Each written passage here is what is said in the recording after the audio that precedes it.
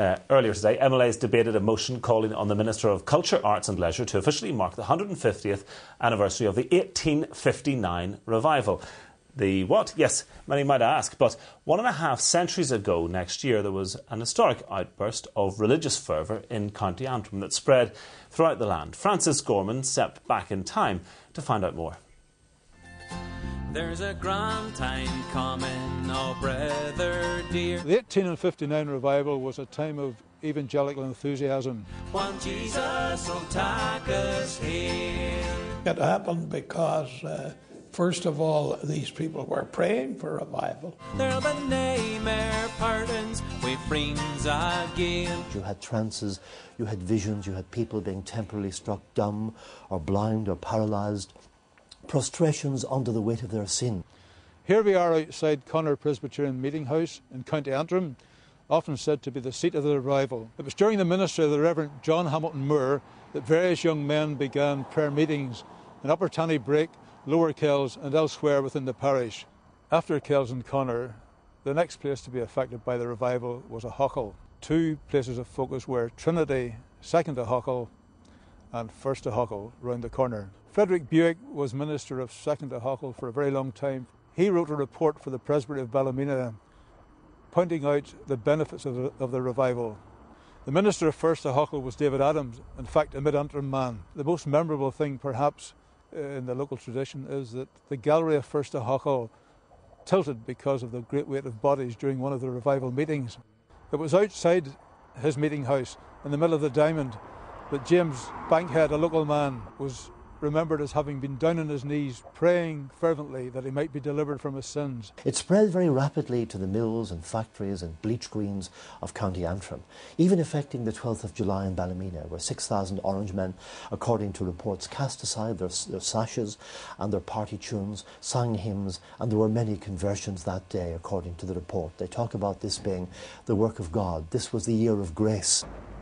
Balmoral Cemetery here in South Belfast is very much a cenotaph, really, to the movers and shakers of the 1859 revival. This is the tomb of Dr. Henry Cook, better known as the Black Man, one of the great kind of Presbyterians of the 19th century. The man who urged the Church of Ireland and Presbyterians to unite and who played a big role in the 1859 revival. In fact, so prominent was Henry Cook that when he died, a statue was erected in Belfast city centre, known as the Black Man, and his funeral to this graveyard was the largest Belfast, they said, had ever seen. Hugh Roaring Hannah, who lies here at Balmoral, is one of the key figures in the 1859 revival. He was a prominent Orangeman, a prominent street preacher, who used to, if you like, expound at the Customs House steps in Belfast, often sparking rioting in the process. Others were more critical. For example, the Belfast Presbyterian minister, the Reverend Isaac Nilsson, after whom a church is named on the Shankill Road, described 1859 as the year of delusion, said it was founded purely on superstition and would come to no good. Interestingly, the 1859 revival in the Protestant communion coincided with the birth of what is known as Ultramontanism or Ultramontane Catholicism. And this was a movement inspired in Ireland by Cardinal Cullen to bring the Irish Church, which had become kind of semi-detached from Rome, under the authority of the Pope. You have a great crusade of church building in the 1850s, partly a reaction perhaps to the impact of the famine. The 1859 revival should be regarded by the people as certainly a turning point in the history of the churches of Northern Ireland, and especially coming before the great political strife that took place at the end of the century. I think the net result of both the revival and Cardinal Cullen's crusade was to widen the gulf between Catholic and Protestant in Ireland as the island moved into the late 19th century. Northern Ireland would never have been what it became apart from the 59 revival. That the unconverted are left behind, one Jesus will take us in.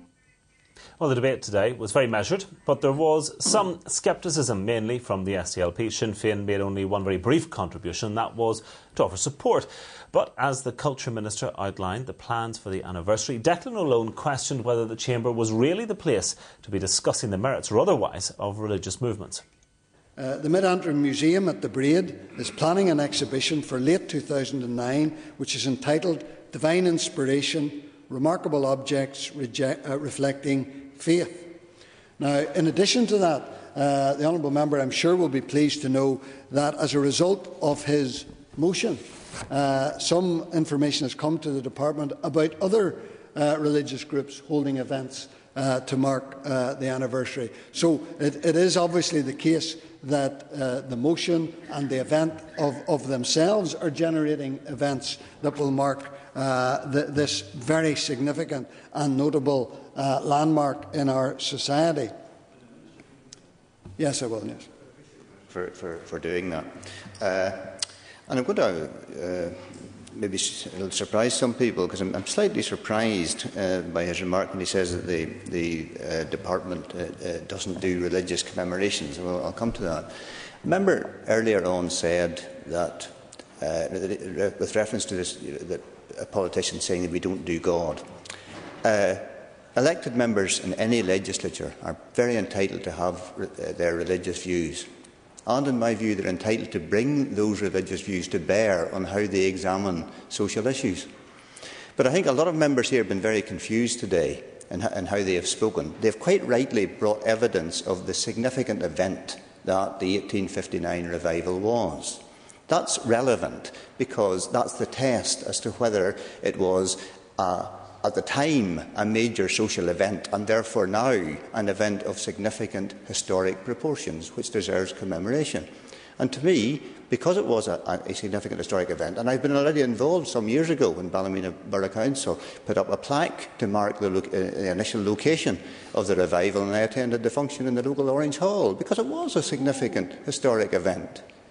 And for Decal to be, giving recognition of that is, I think, perfectly proper. Where it ceases to be, and this is where I think members became very confused, where they were advocating that the contribution of Decal should be making a contribution on, or in support of, the religious beliefs that were expressed in the revival, because that's no function of Decal or this executive at all.